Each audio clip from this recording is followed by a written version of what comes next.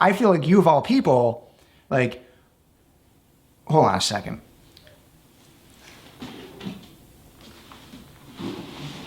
Here, hold this. Excellent, thank you. Seems fragile. Can I put it down? Or No. It's like literally called. So I have to. Here, hold this. Okay. Right? I'll hold it in camera frame. Yeah, that would be excellent because no one can see it if you're holding it on your lap. You should probably be petting it. It's a tiger. It's made out of ceramic. He looks stressed. Could you just? Yeah. I don't think he's so far enjoyed the trajectory of this conversation. Really. I never wondered when I woke up today if we would spend this much time talking about how to hold something, right?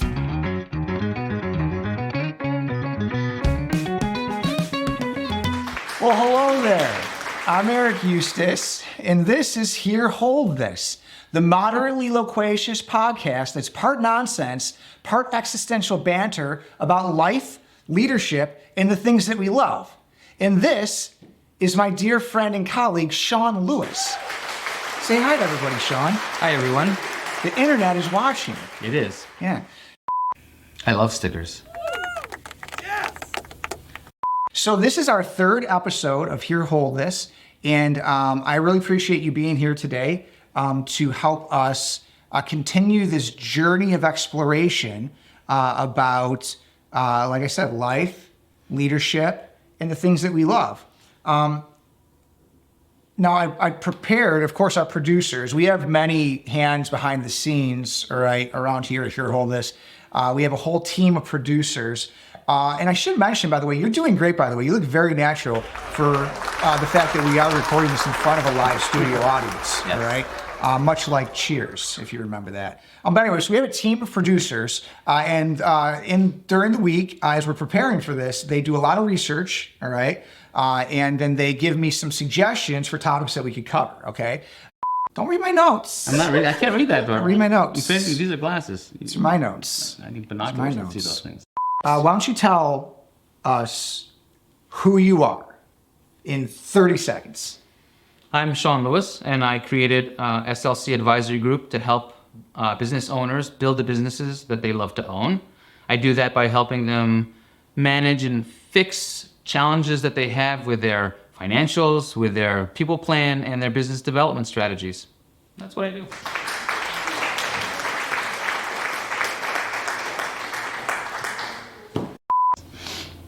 I think this might have been a mistake. This whole thing. So what's on your mind? Coming down for this interview and Right now? helping you That's what's on your mind right now. get episode 3 off the ground. Yes. What else is on your mind? Oh, lots of things. Businesses, it's tax season, family, lots of things going on. It's true. Do you associate those two things? Tax season and family? Well, they're both stressful. Sean Lewis, everybody. Permission to treat the witness as hostile? Granted. You don't do your own taxes. No. No, you I know someone. better. You have someone, right? Yeah. So have you gotten all your materials together, and have you made the handoff to your tax professional? No, it's, like the cobbler's shoes. I usually wait till way after it's due and, sort of help my tax person to sort of feel the last couple of days in his stress. So you wait till the last minute I've got other people to take care of first. to get it. Gotcha. Who are these other peoples that you have? Clients. So I help them gather. You have stuff. clients. I have a few, yes. Are you in for you now? Is he good? Is that good for you? What should we call him? Oh, Bob. Bob. Bob? Oh, Bob? Just Bob. Bob. Oh, Bob. Oh, Comma. Bob. Oh, Bob. Okay. So Bob's gonna rest on my knee for a minute. And I mean this, like, completely, like, Yes. you seem like a good dude, right? What kind of person Yes. would hire you to consult? I consult. To consult them. What kind of person would do that? I'm the person that wants to get their problem solved. that sounds a little bit like you're a hitman. Just so you're clear. Like, so people who have problems With their businesses. that need to disappear. Well, You just need to make the I problems go can away. elaborate. There are financial problems that need to disappear. There are people problems that do need to disappear, but not through offing them, but solving people plan problems and business development problems. Oh. Okay. So in your toolbox, there isn't like a pistol with a silencer. No. There's a ledger. There's a set of ledger. books. Maybe an organizational charter too. And you have those in a toolbox And a philosophy, yeah. and a philosophy. Yeah. Okay. So in your toolbox Yeah. is a ledger, Well, there's their ledger. a couple sets of organizational charts, Possibly. and one philosophy. Yeah, that's all you need. You know what? I wasn't sure when this interview is going to kick into high gear, but I think it just did. What do I wonder about? Is that what you're asking me? I'm asking the questions here. And so our team really dug deep this week, and they looked into your history a little bit, all right? And it says here that you have a reputation for never faking the funk on the nasty dunk. Can you tell us more about that? I don't know. Can you No, I can't. You can't. This is what I meant by hostile. This is what I meant. How have you helped me be more effective? By having conversations on a regular basis about how do you want your business to grow. And then I would bring to you what I might consider an option for you, and you either weigh that along with your options and incorporate that into your business and mix it into all the other advice that you hear from all of the other people in your life. And then we come up with plans. I think that's how that we've helped each other. Let's bring that down to the ground. What are the things, like, because you're a smart dude, let's be honest here. You're being all coy and making it seem like you're all like a hokey kind of dude, right? You know, holding a tiger. But like, you're a smart guy, you're calculating, you know what you're doing, right? When you first started to understand who I was as a leader, Yes. and what my abilities were and my shortcomings were as a business owner, Sure. right? Like, what were the things that you saw like, oh, this dude, yeah, he's okay here. He's going to need some help here. He's going to need some help here. Like, let's get specific, right? What were the things that needed to change? What were the things that maybe still I'm working on and maybe I'm still learning need to change, right? Can you be that specific? I can. Great. Okay. Well, we're all waiting. I feel like I'm on like the precipice of really like opening up to you here and just really like, you know, burying my soul. Because of a tiger? So, like most business owners, there's a set of aspirational goals that you want your business to be, who you want to be as a leader, how you want your organization to run, the types of things that you would want the world to see of you, right? What our outward looking, I don't know what you would call it, persona is, right? So I think you came to me with a set of these aspirations and a set of actual things that were happening in the organization, and you wanted to move from here to there. So we started a series of conversations that began, I don't know, 2020, 2019, something like that, probably. It was when Just before COVID, right? I feel like COVID was just happening. started, It was yeah. like just happening. Yeah. So we talked about how we get from here to there, what you had, what needed to change. So was it the way that the personnel were working with each other? Was it the skills that some of your personnel had to help take things off of your plate so that would free you up to be able to be more attentive to the things like the buzz phrase, your highest best use, right? But the things that you should be working on that were not in the nitty gritty of the business, but that you had perfectly great talent to do that in your organization. I think like most business owners, the things that we talked about was how do I release those things, and in what way do I get the people that need to take over these things trained and competent to do those without me having to worry about that on a daily basis. So I think that was the biggest move, and that continues to be, as your business grows, more and more of those things have to come off of your plate. The people that you are working with in your organization have to continue to grow their skills to match what the business needs now, what you need now, what the business will need in the future. So that is the standard operating procedure of how to get a business and an owner from one level to the next. Why don't you tell us a long, boring story about that? Of wondering about what? So, because there's a lot. I just want to, what I'm hearing you say. That's what I wonder about. Okay, all right. Now, finally, an honest answer out of you. So what I'm hearing you say is I've got it figured out.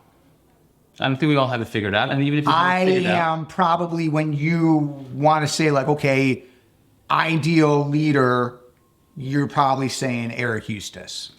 I think that we're all good leaders. I think we all get better. And I think that we have to change as our organizations change and they grow and they become more complex. So you might be ideal for this very moment, but when your business changes again, you have to level up again. Or So what you're saying is that pretty much, like, I'm magic. I'm just making sure I hear that correctly. Do you want to be magic? I mean, not really, but I mean, these are your words, not mine. I did not say the word magic. You've just said it twice now. After repeating yours. See, this is what I'm talking about. Evasive. Argumentative. All right? Clear. Clear. Clear. Is that like when you're like coaching techniques, you know? No, I don't ever hold a tiger when I'm coaching. No? Maybe No. you should. I don't know. If you weren't you, who would you be? That's a good question. I don't know. I like being me. If I wasn't me, But you can't be you. all right, I can't be You me. can't be you. Who would you be? I think it would have to be Neil Armstrong. Neil Armstrong. Yeah. Really? Neil, like Hey, the Armstrong. Sweet Caroline, ba ba ba da. Good. That Neil Armstrong? No, that would be Neil Diamond. Although Neil Diamond is also excellent, but he did not walk on the moon. How do you know that? He didn't sing a song about it True. So why Neil Armstrong? because he spent time in space, walked on the moon, came back, enjoyed it. Okay. And so if you weren't you, you'd want to be a guy who spends time in space, walks on the moon, comes back, and enjoys it. I just think that anyone, it could have been Neil Armstrong, it could be any one of those people who got to leave this earth, go up there, stand on another part of our universe, and come back. I think that just is a fascinating thing. Who are they going to believe? Who are they going to believe? They're going to believe the host of this very popular and well-known podcast, or some guy holding a ceramic tiger? That's a good question. You put this tiger in my hand. It's like flying. When you fly, the earth looks different. Like a few thousand feet up, everything looks different in the organization. The world looks different. From a few thousand feet up, it's So- even more different. If you were, so you're talking about perspective, Perspective. and what you're able to see. Yes. And that would be different than any perspective you've previously enjoyed or field of view that you've experienced. Exactly. That's a good way to put it, actually. Gotcha. And that would be a good thing just for its own sake. Yes. Just for no reason. Just to experience it for the sake of experiencing it. This is the moderately loquacious podcast that's part existential banter, part I knew I was going to this part up. Okay, from the top. I think one of my favorite leadership stories My favorite. is when then General George Washington Yeah. climbed atop Plymouth Rock. It might have been Fraggle Rock? Rolling Rock? It doesn't matter. The point is he got up there and he said, and this is verbatim a direct quote. I got this from a guy who was there. All right. He said, this is General Washington. He said, "You're not my real dad. You can't tell me what to do." And in that fateful moment, a nation was born. What's your favorite leadership story? Well, there's a yogurt place in upstate New York. You have to help me out with the name because the name is escaping me. The owner came up here, they bought the farm, what's his name? He's used. They bought the farm. They bought the whole you know what yogurt that plant. means, right? They bought the farm. Yes, they bought the They yogurt. bought the farm. They bought the yogurt processing plant. What's the name of it? What's his name? I forget. Yeah. It's Yeah. it's the one. And I eat this yogurt all the yeah, time. I know, I And can't think of the name. they refused. We actually reached out to them. They refused to sponsor. Here, hold this. Point being is, I forget the name. The reason I like that story is because when he came in and he talks about how he decided that he wanted to buy this company and buy this plant was because that he didn't see a business, he saw a community. And because of that, he regenerated this whole brand. Just from the camera, I cannot think of the name, but that is the yogurt. That is my favorite. Maybe you could Yogurt. put it This on. is your favorite yogurt. I don't eat yogurt. I like the story. This is You your asked me- favorite yogurt. You asked me about a favorite leadership story, and I think that is one of my favorite. So instead, you told us your favorite yogurt. Yes, I obviously did, yes. Yeah. He actually didn't say his favorite yogurt. But you don't know the name of this. I can't remember the name all of a Yogurt. sudden because I'm sitting here in front of a camera holding and it's interfering with my neurons. Okay. Do you want to give this a shot? Oh, gotcha. We're going there. This is that victim thing again, right? Like, It you're is, in front of a yes. camera, there's a tiger, your neurons, not your fault. Got it. Okay, yeah.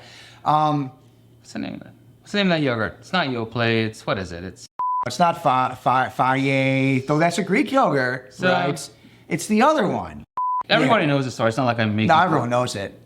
But that is one of my favorites. Yeah. It's the first one that comes to mind. It's the one, right?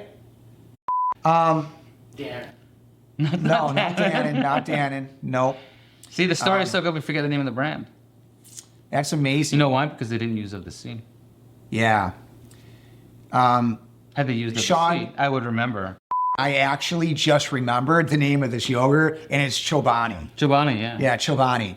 And I believe Chobani is Greek for tiger, Is it really? right? Yes. And you were mentioning magic. You were bringing up magic earlier. Yeah. And so this is actually a magic trick that what we did is I implanted this story in your mind by having you hold the tiger.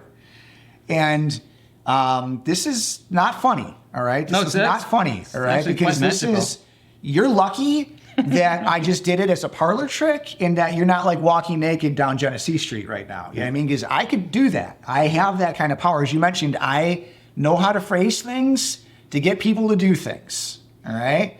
I mean, seriously, you've been holding a ceramic tiger for like 25 minutes now and you won't put it down. You asked me to. No, I did not ask you to put it down. You did not ask me to put it I did down. not ask you to put it down. It's called Here, Hold This. I tried to put it down and you said, no, I can't put it down. Can I treat the host as hostile? Judge? Granted. I'm a very laid back, this is what people say about me, very laid back, easygoing kind of guy, chill even. Yes. But for I some would agree. reason, like you bring out in me this kind of like, I don't know, maybe it's like the tiger. Maybe you bring out the tiger in me, like this kind of like just primal, kind of animalistic, kind of, you know, I think the question is, what are you going to do with that? I think I'm just going to experience it. I don't think I'm going to do anything. See, with like going to the moon, just for Yeah. the sake of experiencing it. it. Yeah. You know who I learned that from? No. You know, me neither. Chris, would you please put us out of our misery and get the wheel? Is Chobani really Greek for tiger? No, I have no idea what it means. Sean, I just say things. That's it. I just say things. Here's the thing.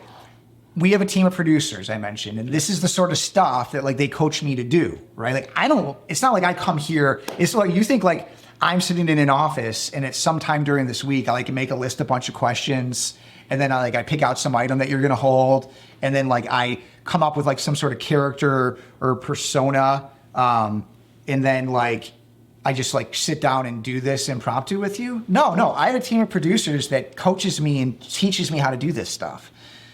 Would you say you were a little bit or a lot uncomfortable right now? I'm not uncomfortable at all.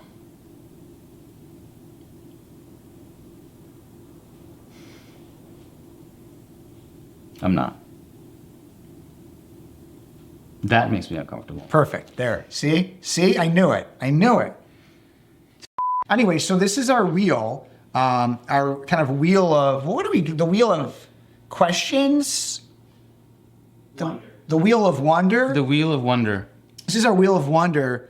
And again, just those are Charms mini pops. Also, not a sponsor. And here's how this is going to work, right? I'm going to hold, I better move this out of the way. I'm going to hold this guy, all right? And you are going to, I want you to give that a spin. Just give that a spin. You may let go with one hand, yes. You may let go with one hand. Yeah, absolutely. And you just give it a test spin. Test spin, there you go. Wow, that was really good. So that was your test spin. How'd that feel? It felt good. I think maybe, I could maybe get a couple more revolutions. Honestly, I think, and we've only done 3 of these, but I think that's the most revolutions we've ever had. Yeah. So why don't you give that, and what's going to happen here is you're going to land on one of these, and Chris is going to have a corresponding final question for you, okay, based on the space that you land on the Wheel of Wonder. Okay. Okay? Yes. So go ahead, give her a spin.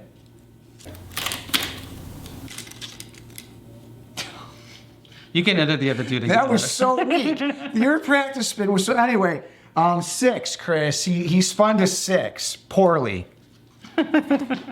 You need to pick that back up. That is not allowed. You have to hold that. All right, I'll hold it.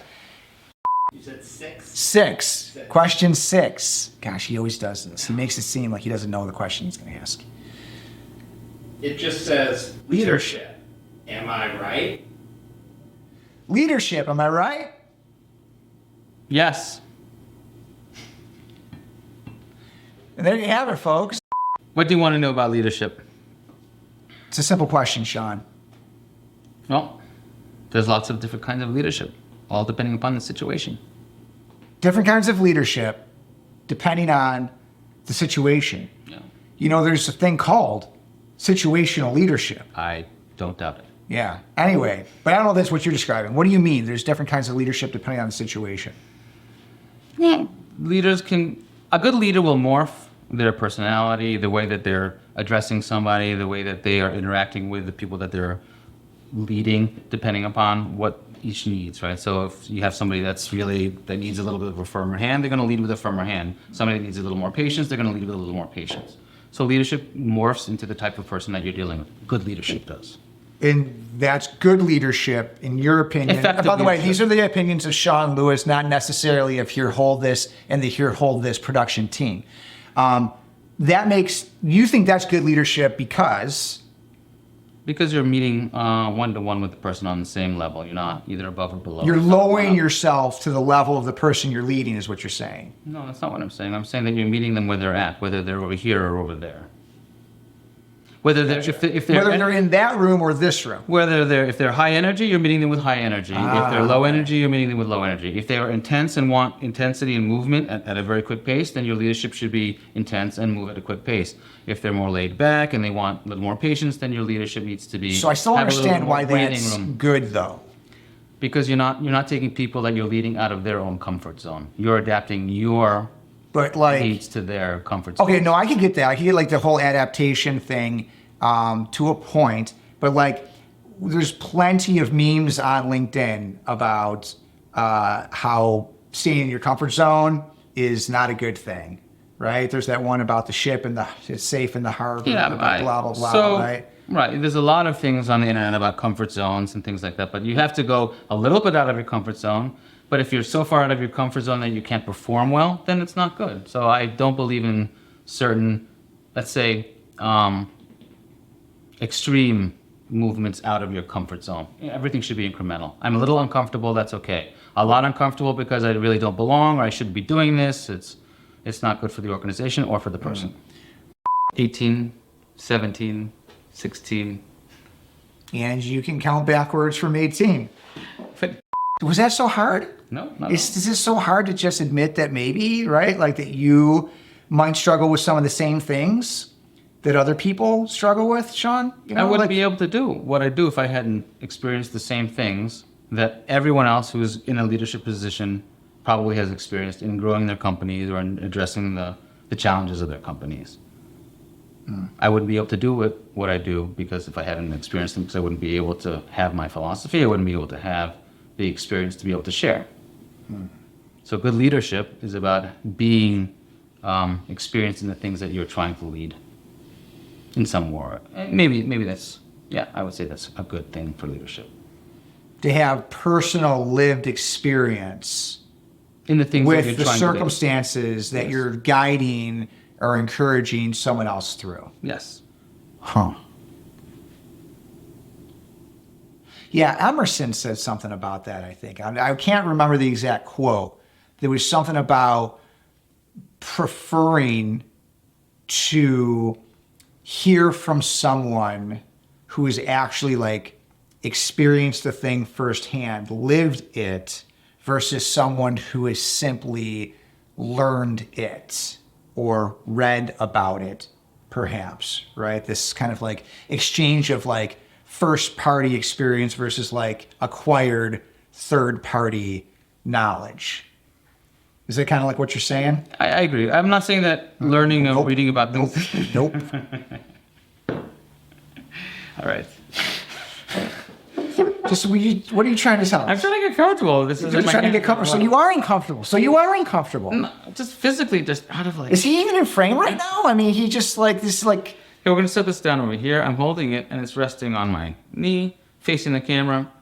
Okay. Right. I trust you. You shouldn't. I would say that comfort and stress are being interchanged, right? So people are saying comfortable. I would say that that's not the right use of the word comfortable, to be uncomfortable. Because if you're uncomfortable, part of your brain is always going to be thinking about how do I get back to comfortable. So if I want peak performance, I don't want to be uncomfortable. I don't mind being stressed because I'm doing something new. I don't mind having someone be stressed because they're stretching what they currently know and do, but within this, in this sense of that they're comfortable doing that or going to that extra length. The whole thing about fake it till you make it and all of these jargons that we have that have become part of our business culture that I think have become really dangerous to our business culture are really about how do we get people to accept that it's stressful to learn new things, to suck at something new. Now, I like that phrase, right? Be comfortable enough to suck at something new, right? When you change. Yeah. That's a great one. Not go out Okay, of so your there's two comfort things. zone, There's two right? things we agree on. Right? So that's what I'm saying. So stress and discomfort are not necessarily the same things, right? When you are uncomfortable in your new role, then you're self-conscious. You're thinking about how do I not, look like I don't belong. That's not going to be peak performance, so that your brain is not going to work and address the problems at hand, because you really want to make sure that you're saving face so that people don't think you're uncomfortable. Oh, do I look uncomfortable? I must look really uncomfortable in this meeting because I maybe don't really belong here or something like that. You do look a little uncomfortable. Thank you. Yeah. This is, But I think you belong here. Thank Don't you. you guys? Don't you all think that Sean belongs here? Am I right? Let's hear it for Sean, all right? You belong here. See? Look at that. They love you. Thank you. This live studio audience and our entire team of producers loves you, Sean. Yes. Believe that. I believe it.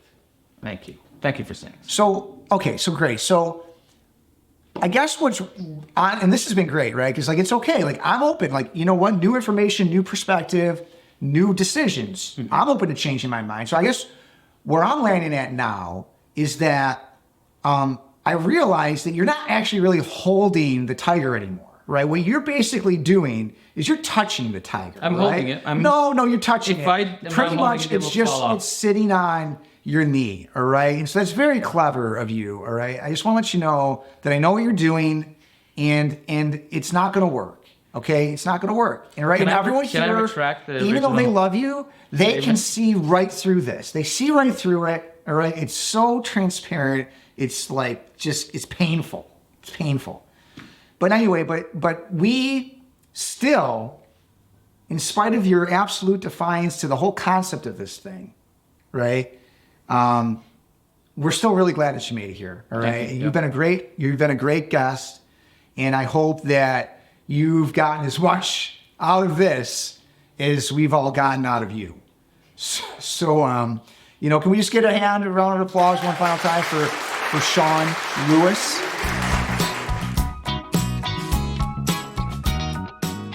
You haven't told me why you've given me this yet. No, I haven't.